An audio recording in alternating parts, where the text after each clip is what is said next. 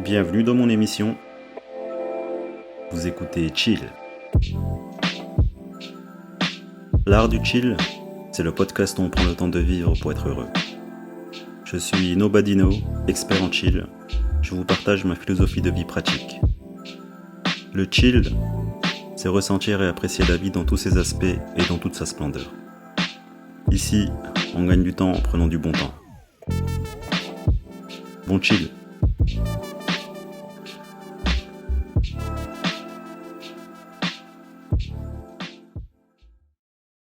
Salut à tous et bienvenue dans ce nouvel épisode de l'art du chill. Ça fait un bail que je suis pas venu, ça fait vraiment longtemps. La dernière fois que j'ai posté, c'était le 2 décembre. Non, qu'est-ce que je raconte? C'était le 2 septembre, donc ça fait pile poil 3 mois. Ça fait un bail pour prendre un troisième épisode. Mais entre-temps, j'ai été pris d'une grosse flemme, j'avais pas du tout envie d'enregistrer. J'étais en mode méga procrastination, suivi de ce sentiment de merde qu'on appelle la culpabilité. Et après tout ce temps, je me suis dit, bon, c'est peut-être le moment de me remettre au travail. Alors qu'en vrai, c'est même pas un travail. Je considère même pas que ce que je fais, c'est un travail, c'est plutôt une passion. Mais on va dire que la flamme de cette passion a un petit peu baissé, raison pour laquelle je procrastinais beaucoup. La vie, elle est comme ça, hein. Il y a des hauts et des bas, et parfois, il y a des bas. Alors, toutes les passions, on les met un peu de côté. Et je me suis dit, bon, quitte à vivre ces bas, bah autant en parler. Autant en parler dans un podcast. Parce que dans mon podcast, l'art du chill, c'est toute une philosophie que je partage. C'est toute une philosophie que j'essaie d'appliquer au quotidien. Et dans cette philosophie, il y a aussi cette partie réflexion. À mon sens, hein, l'art du chill, c'est aussi le temps de réfléchir. Quand on prend le temps de vivre, forcément, on a aussi le temps de réfléchir à des questions existentielles, des questions philosophiques.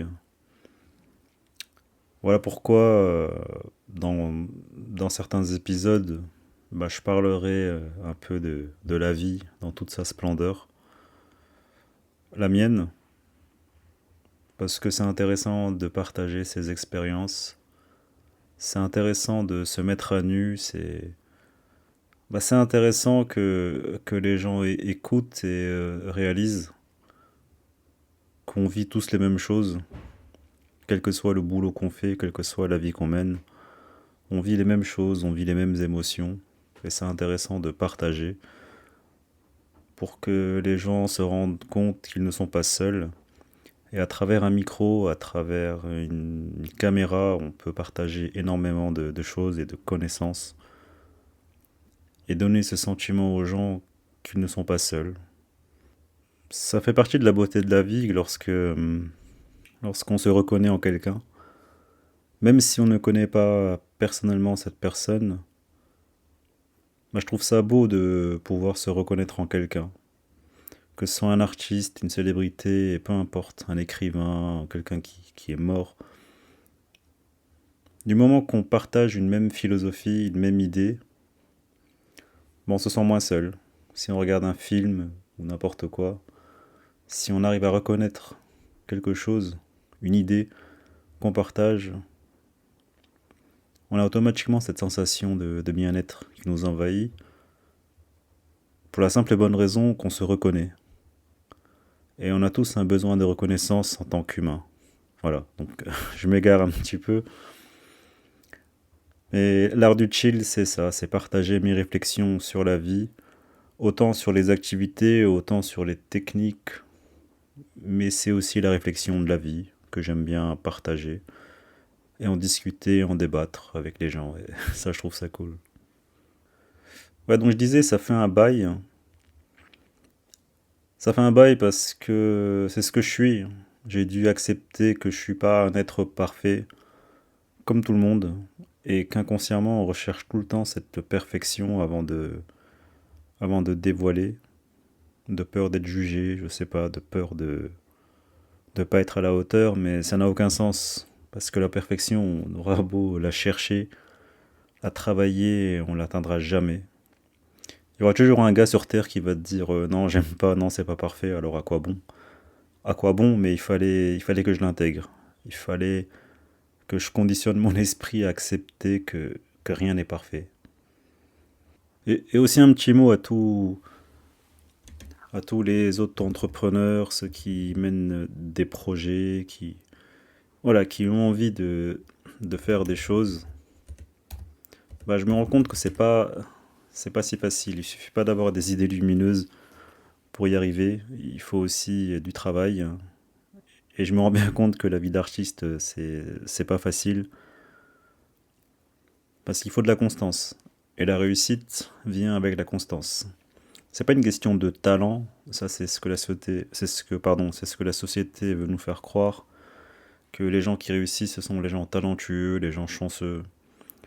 Après toutes ces années, on se rend bien compte que c'est que le travail qui paye, celui qui bosse, celui qui est constant dans son travail, réussira mieux que le mec qui est talentueux.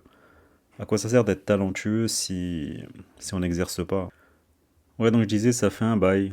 Ça fait un bail. Je le répète parce que j'essaye de faire des podcasts où je laisse mon inspiration. C'est-à-dire que je mets quelques notes sans forcément lire.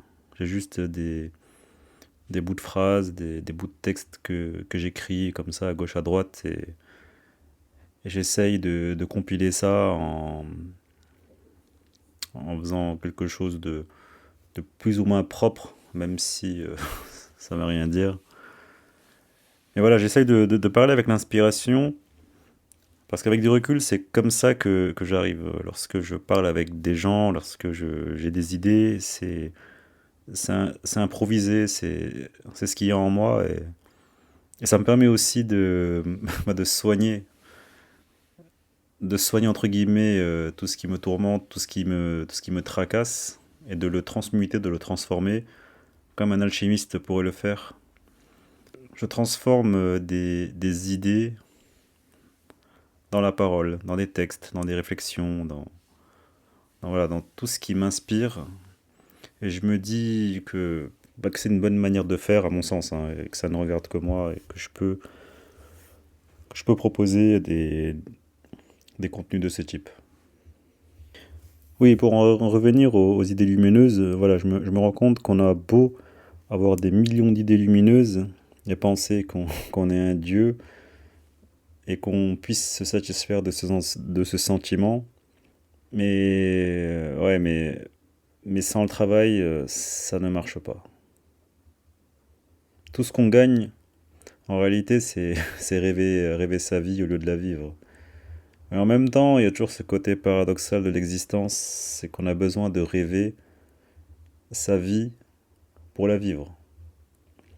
Mais à un moment, il faut arrêter de rêver, il faut vivre ses rêves. Et parfois, on se persuade que ça va être facile de se lancer dans un projet parce qu'on est tellement sûr de soi. Mais en réalité, c'est un manque de confiance camouflé. On se dit qu'on va casser la baraque. Bah non, on cassera pas la baraque. Ça me rappelle une chanson de Orelsan qui disait: Et si c'était facile, tout le monde le ferait. Qui tu serais pour réussir là où les autres ont échoué? On vit les mêmes choses. Et c'est pour ça qu'il y a autant de contenu sur la réussite et le développement personnel, parce qu'il y a, j'imagine, tellement de gens qui ont dû échouer pour comprendre qu'il faut d'abord échouer pour réussir. Je dirais même que le degré de réussite, tout comme le degré de bonheur, il est proportionnel au degré d'échec et le degré de malheur. Si t'as été un mec qui a été énormément malheureux dans sa vie, crois-moi, le jour où tu seras heureux, bah tu le seras vraiment. Parce que tu sauras ce que c'est d'être heureux par rapport à tout ce que tu as vécu de mauvais dans ta vie. Et les gens qui sont successful, bah, c'est les gens qui ont tellement échoué qu'ils en avaient plus rien à foutre. Ils en avaient plus rien à foutre parce qu'ils ont tellement vécu de choses, de situations chiantes, de refus, de galères, qu'à la fin, ils ont comme acquis une certaine capacité à encaisser et à aller de l'avant. Tous les échecs, c'est juste une façon d'apprendre. Il faut toujours nuancer les mots. Échec, ça veut rien dire, c'est une leçon. Ouais, réussir un projet, ça passe avant tout par une routine, et moi, je suis pas du tout habitué à une routine de travail, je suis plutôt à l'arrache. Je fonctionne plutôt par inspiration, par à-coup. Et je crois que je me suis mis un peu trop de pression face à la quantité de travail qu'il y a, alors qu'il faut juste le faire par palier, commencer petit. Et c'est aussi l'attente, la projection. On s'imagine toujours des choses trop belles, hein, et on se dit qu'on va réussir facilement parce qu'on a des idées, mais comme je vous l'ai dit, ça marche pas du tout comme ça. Ouais, la différence, en plus d'un travail classique, c'est que je dois respecter ma propre routine. Moi qui viens du milieu du salariat, de la banque, j'avais pour habitude de travailler dans un bureau où tout était cadré, j'avais juste à respecter ce qu'on me disait de faire, et c'était simple. Alors qu'en vrai, il n'y a pas plus difficile que de se mettre son propre cadre, de se réveiller tous les matins en te disant que bon, c'est moi qui fais ma journée, c'est moi qui fais ma vie, c'est moi qui fais mon bonheur. Il n'y a personne d'autre qui pourra intervenir. Et ça, c'est dur au début, ça m'a pris 2 ans et demi. 2 ans et demi pour comprendre ça et le mettre en application, avec des moments de haut, beaucoup de moments de bas, mais, mais quand je suis dans des moments de haut, c'est cool, c'est l'extase, c'est la joie ultime. Mais il faut maintenir un cap. Il faut toujours maintenir un cap pour pas se perdre. Parce que l'existence, sinon, elle nous bouffe. On est conduit par la peur, et ça nous pousse à faire des choses irrationnelles, seulement dictées par nos émotions. Et puis pour partager une philosophie de vie comme la mienne, qui est basée sur le fait de prendre le temps de vivre, bah j'ai dû prendre moi-même le temps de vivre et l'expérimenter à fond pour revenir plus fort et motivé. Mais il faut pas s'en vouloir quand on a des moments de démotivation, faut accepter.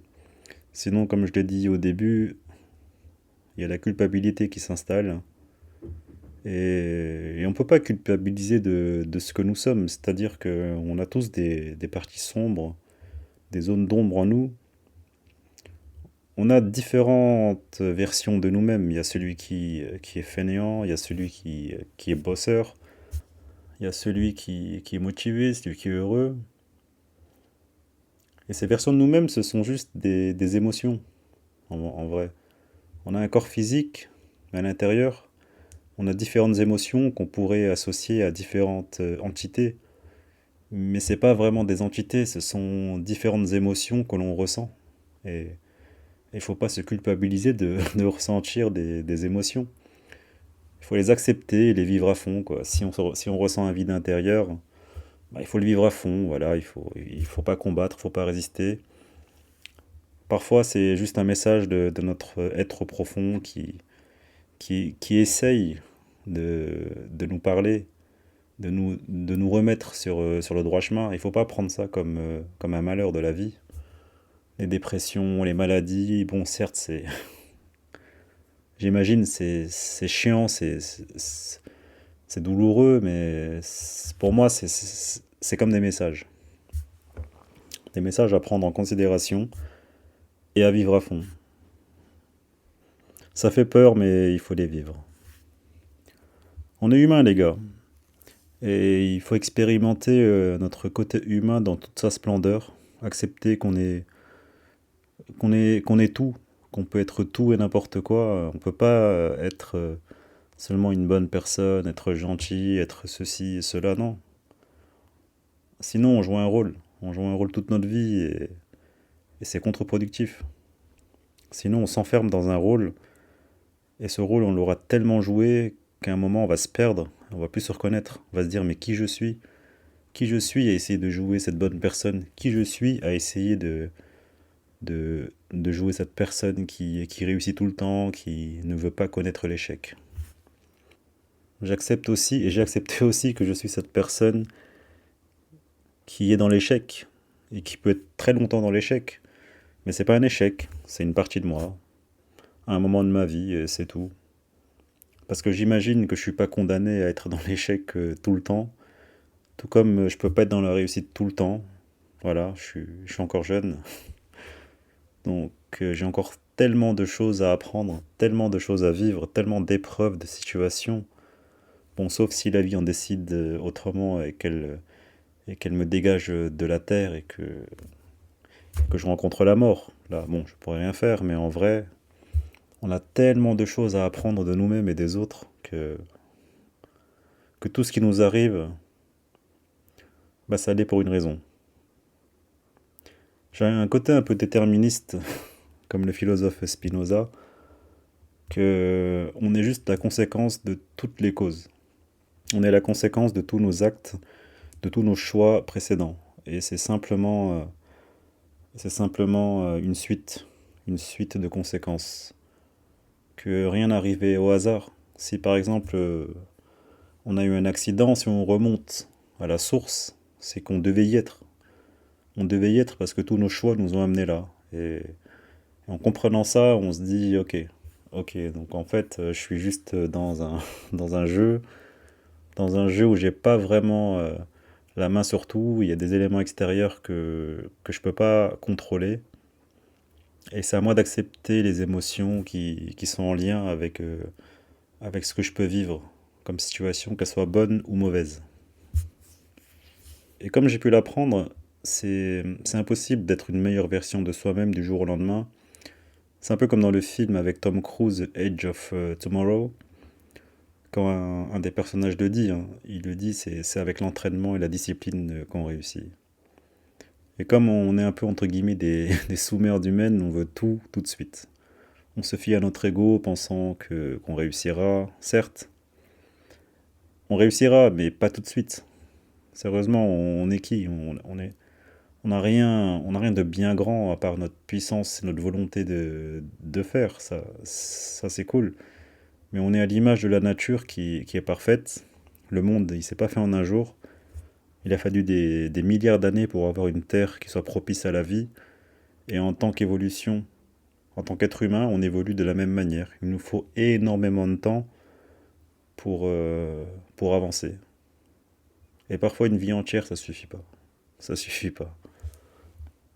Donc après plus de 2 ans et demi, après avoir eu l'idée lumineuse de lancer un podcast et une chaîne YouTube sur cet art du chill, qui est cette philosophie où on prend le temps de vivre pour être heureux, bah, j'ai compris que je devais pas m'en vouloir de ne pas être productif comme je le voudrais. C'est pas parce que j'ai des millions d'idées qui fusent que ça va marcher. Non. Et ça marche pour tout, hein, que ce soit pour trouver un partenaire, pour trouver un nouveau taf.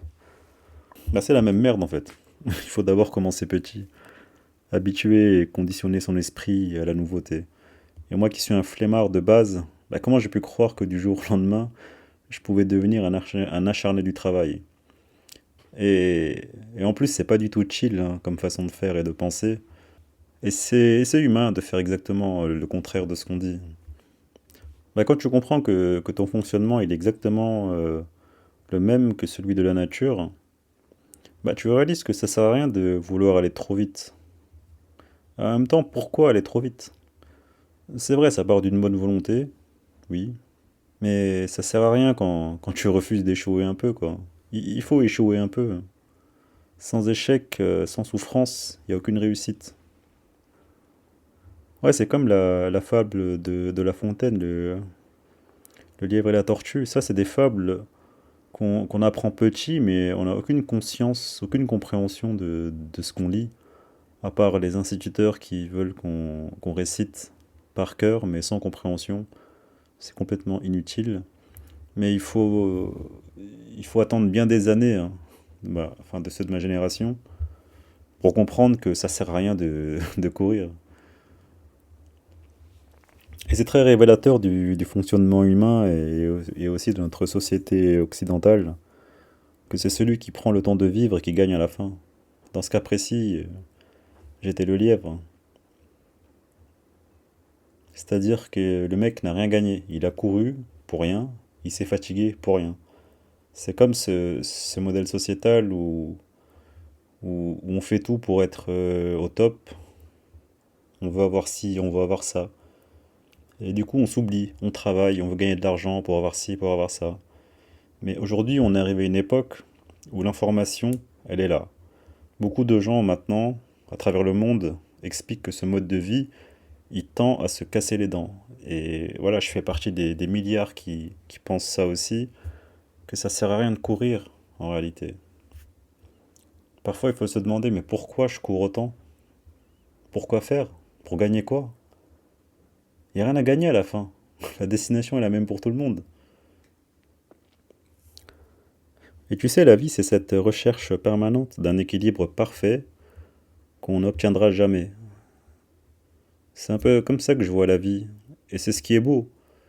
L'équilibre, en vrai, c'est cette fluctuation permanente entre les extrêmes sans jamais être dans l'équilibre. C'est comme si on avançait en explorant tous les extrêmes possibles pour un moment revenir dans un équilibre et repartir dans des extrêmes. Et ça fluctuera comme ça sans cesse jusqu'à la fin de nos jours.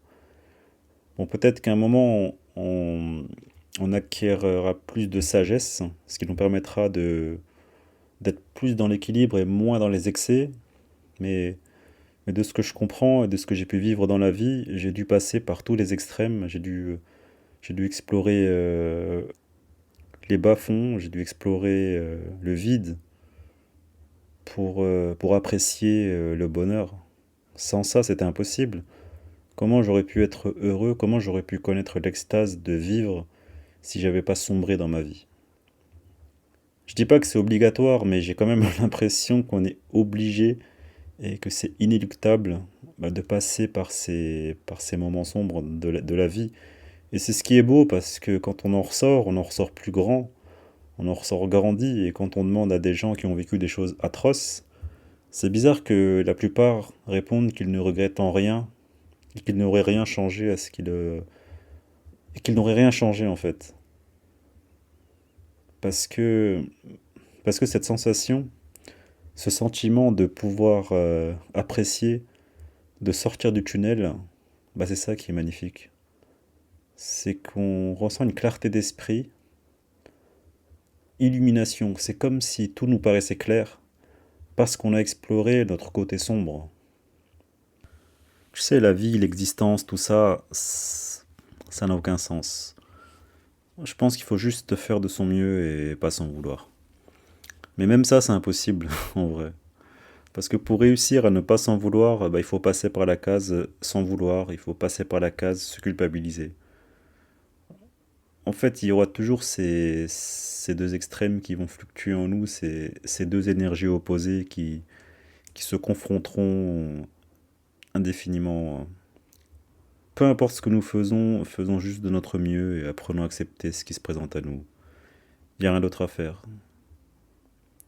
On ne sait jamais ce qui pourra arriver. C'est comme dans le film Forrest Gump, hein, quand la mère lui dit que la vie c'est comme une boîte de chocolat, on ne sait pas sur quoi on va tomber.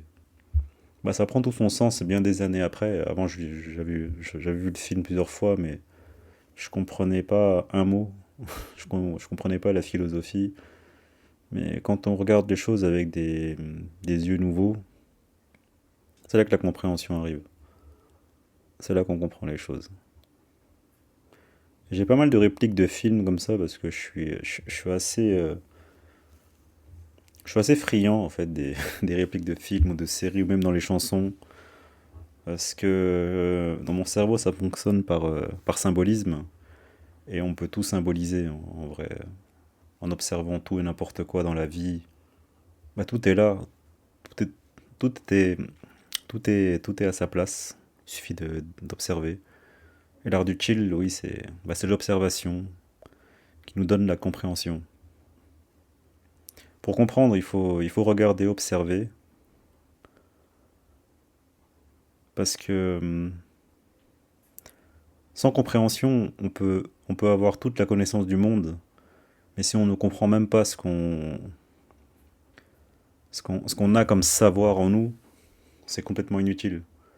On sera toujours dans des questionnements. C'est la compréhension qui fait qu'on ressent ce bonheur. C'est la puissance de la compréhension. C'est comme quand on fait un exercice de mathématiques, on a tout sous les yeux, mais si on ne comprend pas le problème, on est incapable d'avancer. Et on fonctionne de la même manière avec nos émotions, nos sentiments.